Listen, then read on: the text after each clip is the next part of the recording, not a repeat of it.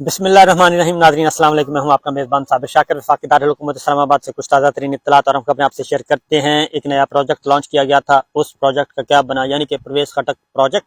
اور اس پروجیکٹ کے غبارے سے کتنی دیر میں کیسے ہوا نکل گئی،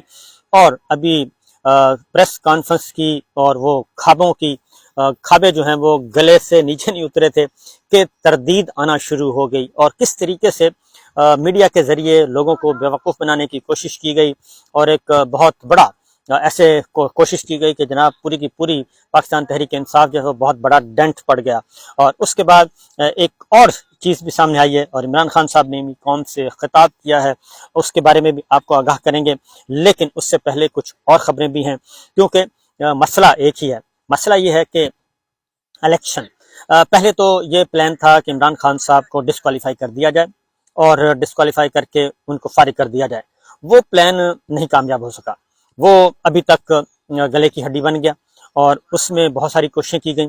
لیکن اس میں 200 تقریباً مقدمات دائر کیے گئے، اور یہ خواہش باجوہ صاحب اپنی سینے میں لے کے واپس چلے گئے، اور مریم صاحبہ کی بھی یہ خواہش پوری نہیں ہو سکی، نواز شریف صاحب کا یہ حکم بھی پورا نہیں ہو سکا. اس کے بعد اگلا جو تھا 15 مہینے، اس کے بعد پھر مقدمات پہ مقدمات شروع کر دیے گئے. 200 مقدمات اب تک دائر ہو چکے ہیں، لیکن جتنے زیادہ مقدمات ہوں گے، پولیٹیکل وکٹمائزیشن جتنی زیادہ ہوگی، تو عدلیہ کو بھی بہت اچھی طرح پتہ ہے. پھر عمران خان صاحب کی گرفتاری ہوئی، اس کو سپریم کورٹ آف پاکستان نے اڑا کے رکھ دیا، اور وہ اگر اسلام آباد ہائی کورٹ کے احاطے سے گرفتار نہ کیا جاتا، اور جس طریقے سے گرفتار کیا گیا ہے وہ غلطی نہ کی جاتی، تو میرا خیال ہے کہ سچویشن مختلف ہوتی. لیکن ظاہر ہے جب آپ ہوش سے کام نہیں لیں گے اور طاقت کے خمار میں آ کے کریں گے کہ بس ہم نے یہ کام کرنا ہی کرنا ہے، تو وہ مریم صاحبہ اور نواز شریف صاحب کی جو ضد ہے اور وہ لے کے بیٹھ گئی، اور اس نے سارے کا سارا ستیہ ناش کر دیا. وہ کام بھی خراب ہو گیا. پھر اصل جب یہ ساری چیزیں ہوئیں، تو جو بنیادی بات میں آپ کو بتانا چاہ رہا ہوں کہ بڑی امپورٹنٹ ہے، اب صرف انٹرنل پریشر نہیں ہے، اب ایکسٹرنل پریشر زیادہ آ گیا.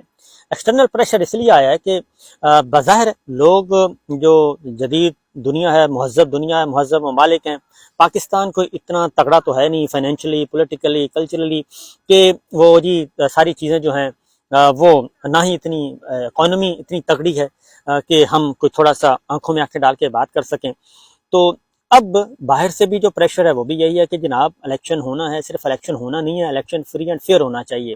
اور آپ کسی جماعت کا راستہ نہیں روکیں گے. وہ عمران خان ہے، پاکستان تحریک انصاف ہے، یا کوئی بھی ہے، آپ راستہ نہیں روکیں گے کسی کا بھی، اور سب کو لیول پلینگ فیلڈ ملے گی، اور سب کو جو انٹرنیشنل سٹینڈرڈ ہے اس کے اکارڈنگلی ان کو فیئر ٹرائل بھی ملے گا، اور فیئرلی الیکشن میں حصہ لینے کا موقع فراہم کیا جائے گا. اب یہ ساری جو کیمرے رڈار جو لگے ہوئے ہیں پاکستان پہ دنیا بھر کی نظروں کے، اس سے آپ چھڑا نہیں سکتے جان. اس لیے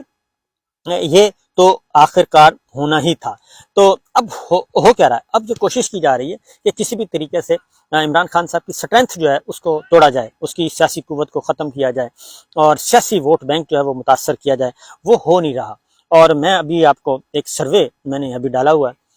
اس میں آپ کو بتاؤں گا کہ چند 2-3 گھنٹوں میں 50,000 2 گھنٹوں میں ووٹ آیا ہے. اور جو اس میں نے ایک کوشچن کیا کہ آپ 4 وزراء اعلیٰ ہیں سابق اس وقت پاکستان تحریک انصاف میں تھے. ایک چودھری پرویز الہی صاحب بہت کم پیریڈ کے تھے، پرویز خٹک صاحب تھے، اور عثمان بزدار صاحب تھے، اور محمود خان صاحب تھے. تو میں نے یہ سروے کیا، سوال کیا کہ آپ کس کو ووٹ دیں گے یہ نئی پرویز خٹک کی نئی جماعت بننے کے بعد، کیونکہ عثمان بزدار صاحب بھی پارٹی چھوڑ چکے ہیں، پرویز خٹک صاحب اور محمود خان صاحب نے ایک نئی جماعت بنا لی ہے، اور اس کے بعد چودھری پرویز الہی صاحب جو ہیں وہ پی ٹی آئی میں وہ آخری دنوں میں آئے، اور وزیر اعلیٰ چند ہفتے کے وزیر اعلیٰ رہے وہ، اور آخری دنوں میں آئے، اور عمران خان صاحب کے کہنے پہ انہوں نے پنجاب اسمبلی توڑ دی، اور اس وقت وہ جیل میں ہیں اور صوبتیں برداشت کر رہے ہیں، اور بہت سخت اس وقت ان پہ ہے مصیبت ہے. تمام مقدمات میں ضمانت ہونے کے باوجود ان کو رہا نہیں کیا جا رہا.